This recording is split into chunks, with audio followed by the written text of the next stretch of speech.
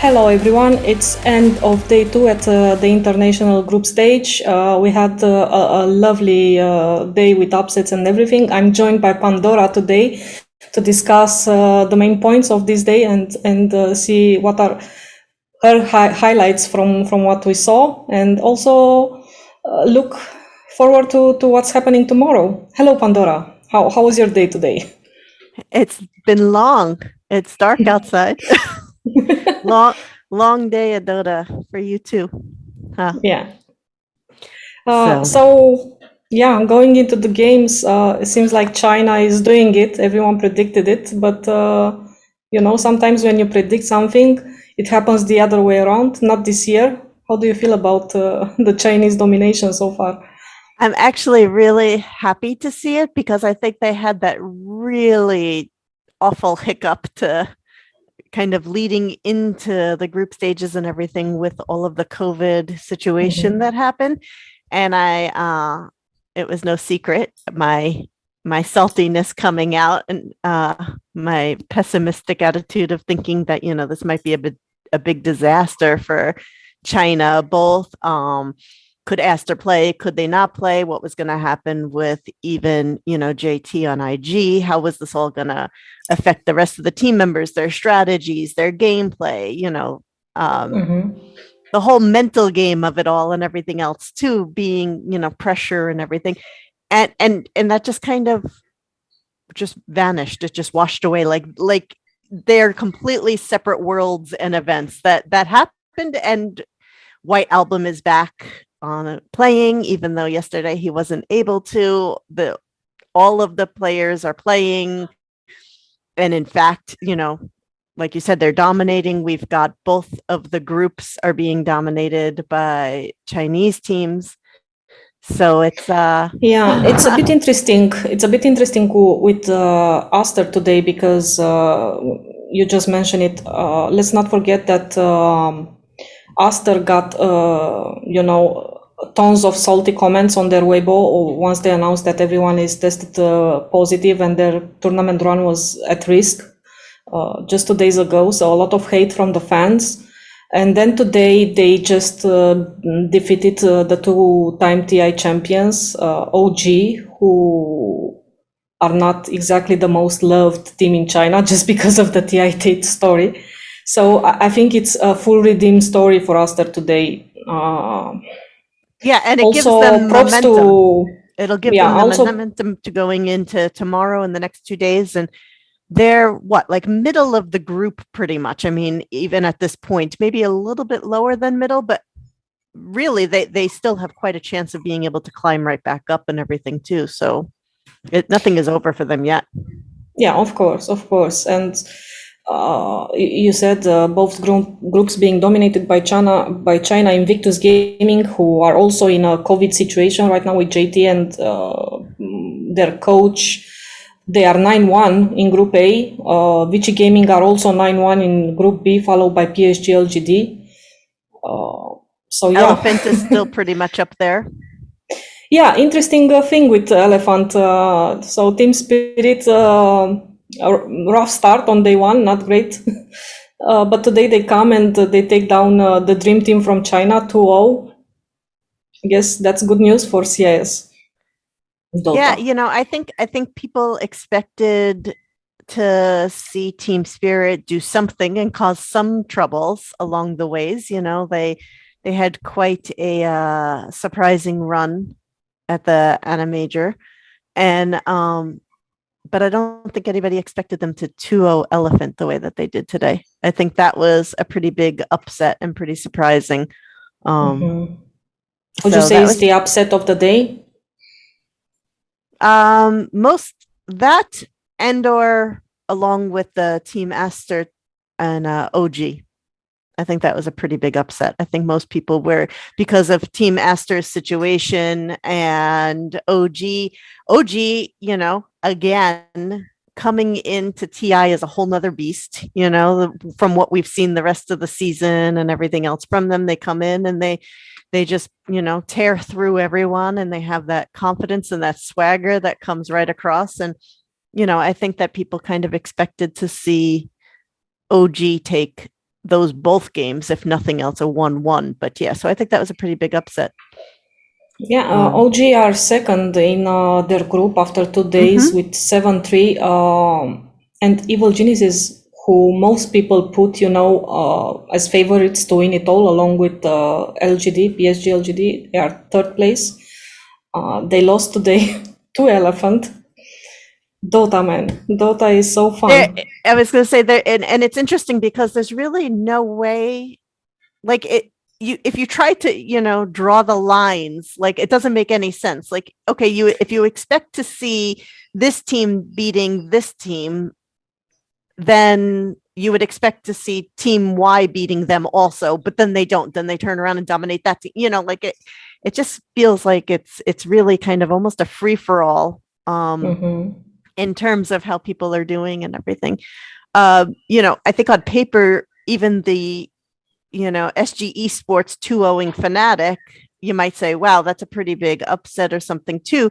But then if you're kind of like, look and see how kind of Fnatic's been a little bit more inconsistent, then it makes sense. But at the same time, it's still SG, who doesn't have nearly quite the experience, both at something like TI or in these kinds of events overall, the veteran players, things like that. So again, you're just like, how is this kind of lining up?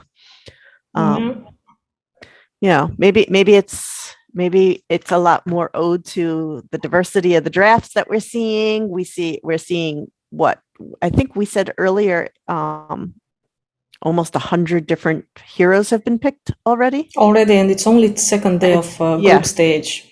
Yeah. And today, we were talking with Freddy last night after day one, and we're like, where are these heroes that people predicted? One of them being Tinker. I wasn't expecting to not see Tinker at all on day one, but we saw plenty of it today. Just one loss. It was almost 100. Yeah, it was almost a 100% win rate, but it didn't happen. So OG played it. Undying. PSG, LGD played it, Undying, SG, everyone in the mid lane. So, yeah, good stuff. Dawnbreaker, again, from Virtus Pro. Yeah. Yeah. And one interesting fact we've noticed today is that Tiny and Io are still the most contested heroes of group stage matches, but they don't really do so well. They have below 50% win rates. Right. Yet. Almost all of the games, Tiny, Wisp, Monkey King, or Weaver are either being picked or banned. It seems to be so. Yeah, speaking of Weaver, a lot of first pick Weavers today, and they were all position 4, even 5 supports. Miposhka played it, Jobs played it. Did you see? PYW from VG, so a lot of support Weaver. Yeah, Did I see what? No, that's what I was gonna say. Just all the Weaver. So yeah, it's been a fun day. Yeah, and we also had a birthday boy today. I think it's his first TI ever when he celebrates his birthday on the tournament. Of course, well, because it's usually in August. So So usually he's celebrating with an Aegis already at his right or his left, this year one on each side stage. Now he's got one on each side, so yeah. So Sumail got him a very nice birthday present with a triple rampage and a very dominant victory versus T1, which keeps them on the second spot in the group. I guess he couldn't get a better birthday present, right? That works. I think the team that's kind of disappointing me the most, I'd say, I expected to see them show up a little bit better, is a Quincy crew. I really expected to see a bit more, and I feel like they're teetering right now on the edge of even elimination at this point. They still have teams like Team Secret to go up against and some tough games coming up ahead of them, and I think they're last in their group at this point, and significantly last. Like they are not. I mean, they are tied for last with 2-6 overall. But one thing to say about Quincy, I mean, of course, you are at TI, and in order to claim the ages, you have to beat everyone else. But it's still the group stage. People are still figuring out things. And Quincy so far had top Chinese teams on the first day. They got beaten by VG Gaming and Aster, I believe, or IG even. Sorry. And then today, again, tough games for them.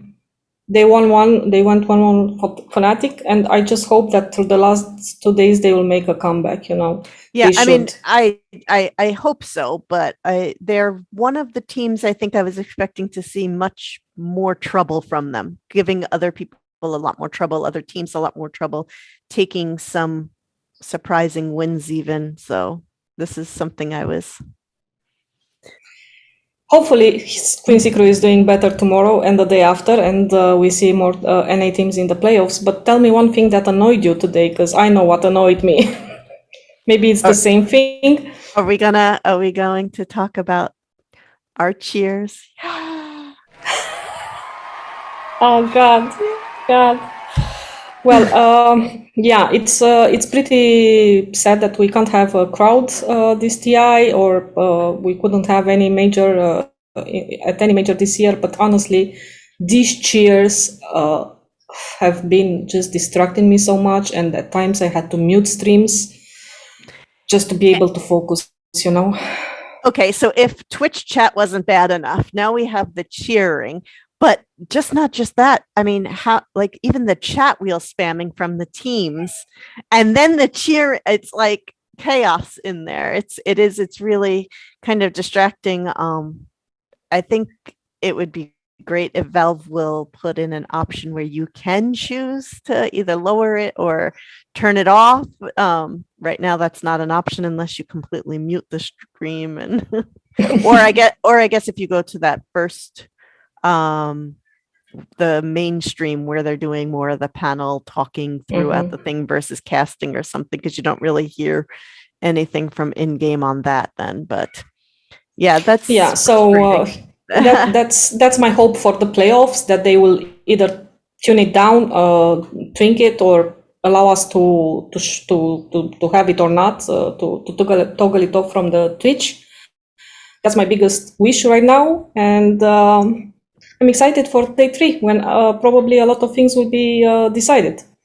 Yeah, tomorrow's another full day, and then we have just kind of a 3 series worth on Sunday, so a bit shorter. So tomorrow's probably one of the biggest days. All right. With that in mind, thank you very much, Pandora, for coming and talking about all the things that happened today. And guys, stay tuned. We have more for you in the next days.